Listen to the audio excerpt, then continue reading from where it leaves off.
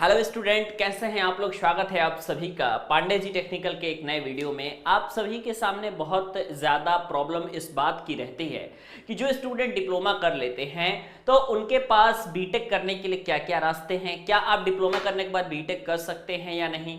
Second चीज़ आपके पास ये निकल के आता है कि अगर मान लीजिए कि आप वर्किंग प्रोफेशनल हैं, क्योंकि बहुत सारे लोग जो होते हैं अप्रॉक्सीमेट मैं बताऊं तो 60-70% टोटल डिप्लोमा होल्डर में से जॉब करने के लिए चले जाते हैं, बाकी कुछ जो है अपने पढ़ाई को आगे कंटिन्यू कर पाते हैं। लेकिन जो जॉब करने के लिए जा रहे हैं, जो आपके वर्किंग प्रोफेशनल हैं ऑलरेडी मार्केट में, तो उनको भी तो डिग्री की जरूरत है। क्यों? क्योंकि सबसे पहली बात, अगर आप जो है इंडस्ट्री के स्टैंडर्ड को समझिएगा तो सैलरी को बढ़ाने के लिए और डेजिग्नेशन को चेंज करने के लिए दो चीज बहुत ज्यादा जरूरी होती है। सबसे पहली बात तो आपके पास एक अच्छी सी डिग्री भी होनी जरूरी है, और सेकंड कि आपके पास स्किल भी होना जरूरी है। अगर डिग्री और स्किल दोनों चीजें आपके पास हैं तब जाकर के तो आप आगे बढ़ सकते हैं, और डिग्री और स्किल अगर दोनों आपके पास मान लीजिए नहीं है तो फिर आपके लिए प्रॉब्लम क्रिएट होता है। तो डिग्री तो आपके पास जो है पॉलिटेक्निक की डिग्री जो होती है आपके लिए बहुत अधिक सफिशिएंट नहीं होती है आपको लाइफ को आगे बढ़ाने के लिए, मैनेजरियल पोजीशन तक जाने के लिए या फिर उससे भी ऊपर पोजीशन तक जाने के लिए diploma degree is not perfect, है ना। तो डिप्लोमा डिग्री जो होता है सिर्फ इंजीनियरिंग लेवल तक ही होता है। जूनियर इंजीनियर या इंजीनियर आप बहुत अधिक समय देंगे किसी ऑर्गेनाइजेशन में तो आपको बनाया जा सकता है, लेकिन उससे अधिक अगर आप पोजीशन एक्सपेक्ट करते हो कंपनी से तो कंपनी अपनी पॉलिसी से बंधी होती है, ठीक है। कंपनी के पास जो पॉलिसी होता है वो ये होता है कि जिसके पास हायर डिग्री होगी वही हायर पोजीशन पे बैठेगा, और जो जितना हायर पोजीशन पर बैठेगा उसकी सैलरी भी उसी अकॉर्डिंग हाई होगी, ठीक है। तो डिग्री का तो प्रॉब्लम है ही। सेकंड चीज आपके पास होता है स्किल, ठीक है। अगर आप कंपनी में मान लो कि 3 से 4 साल या 5 साल अपने एक्सपीरियंस दे रहे हो तो उसमें आपने क्या सीखा, ये चीज आपके लिए मैटर करती है। तो एक्सपीरियंस तो वैसे मतलब कई सारे लोग गेन कर ही लेते हैं, मैक्सिमम लोग जो कंटिन्यू एक ही काम को कर रहे हैं तो काम तो सीखने में कोई प्रॉब्लम होती नहीं है, बेसिक नॉलेज है तो काम भी लोग सीख ही जाते हैं, ठीक है। लेकिन डिग्री के लिए प्रॉब्लम होती है, तो डिग्री के लिए मैं एक आज आपके लिए बेस्ट सॉल्यूशन लेकर के आया हूं।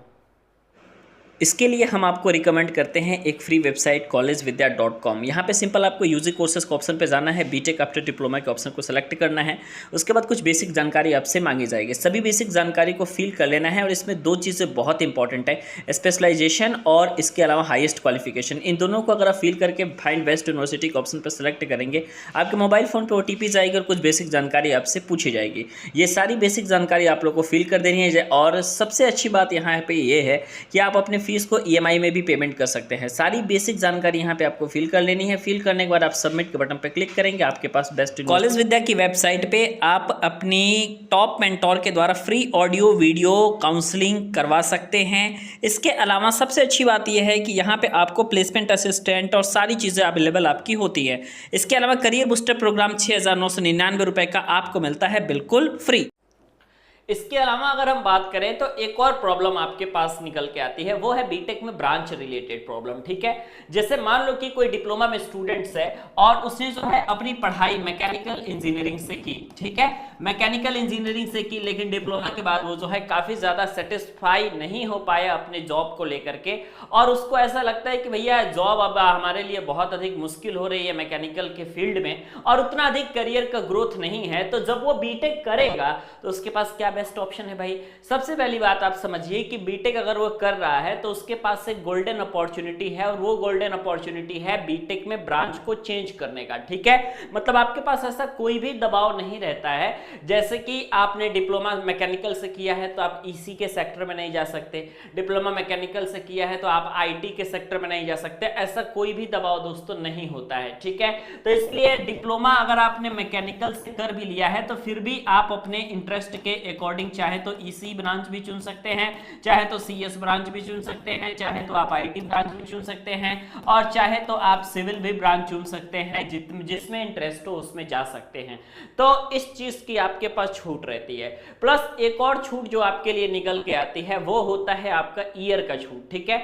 जैसे कि मैं आपको बताऊं लेटरल एंट्री एडमिशन में आपके पास प्रोसेस ये होता है कि जो आपकी बीटेक की डिग्री है सिर्फ और सिर्फ आपकी 3 साल में कंप्लीट हो जाएगी, ठीक है। जबकि जबकि आप नॉर्मल अगर मान लीजिए 12th करते हो, 12th करके कुछ प्रिपरेशन किया तो किया, और अगर मान लो आपने प्रिपरेशन नहीं किया तो फिर अगर आप जा रहे हो डायरेक्टली, मान लो जा रहे हो आप बीटेक करने के लिए, तो इसमें जो ड्यूरेशन आपके पास होता है वो 4 ईयर का होता है, ठीक है। मतलब कि टोटल 4 साल आपके पास समय लगते हैं और 4 साल में आप अपनी डिग्री को कंप्लीट करते हैं। तो समझ में आ रहा है ना मैं किस स्टैंडर्ड की बात कर रहा हूं। तो यहाँ पे आपके पास 1 साल का छूट हो गया, 3 साल में ही आपने जो है अपनी बीटेक की डिग्री पूरी कर ली, ठीक है।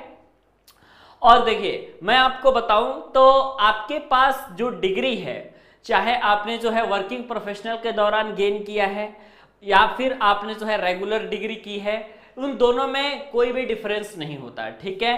डिग्री में किसी भी प्रकार का डिफरेंस नहीं होता।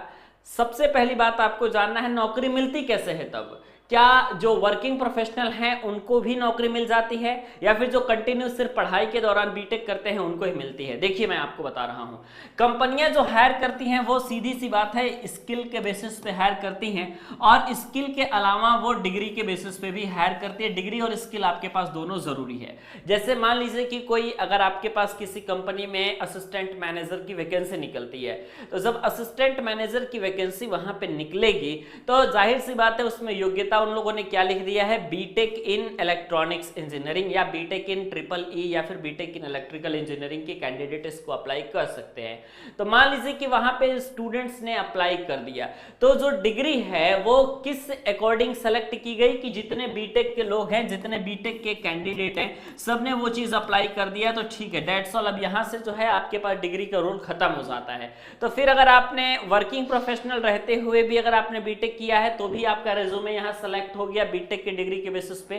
कंटिन्यू अगर आपने लगातार किया हुआ है बीटेक, मान लीजिए किसी प्रकार का बिना वर्किंग प्रोफेशनल में सीधे सिर्फ आप पढ़ाई करते हैं उस तरीके से किया आपने, तो भी आपका रेज्यूमे सेलेक्ट हो गया। अब आपका सिलेक्शन होगा या आपका सिलेक्शन नहीं होगा वो आपका डिपेंड करता है आपके नॉलेज पे, ठीक है। आपने नॉलेज कितना गेन किया है इस बात पे सारे सिलेक्शंस आपके डिपेंड होते हैं। आपके पास स्किल्स कौन कौन सी हैं इस पे आपका सिलेक्शन डिपेंड होता है। तो सिलेक्शन डिपेंड करने के बहुत सारे फैक्टर होते हैं। तो मुझे उम्मीद है कि ये वीडियो आपको समझ में जरूर आई होगी और आप जो है इस वीडियो के माध्यम से काफी जानकारी लिए होंगे। किसी भी प्रकार का और डाउट अगर आपको आ रहा है आप नीचे कमेंट सेक्शन में मैसेज जरूर कीजिएगा, हम आपके डाउट का पूरा फुल सॉल्यूशन देंगे, ठीक है। मिलते हैं आपसे नेक्स्ट वीडियो में।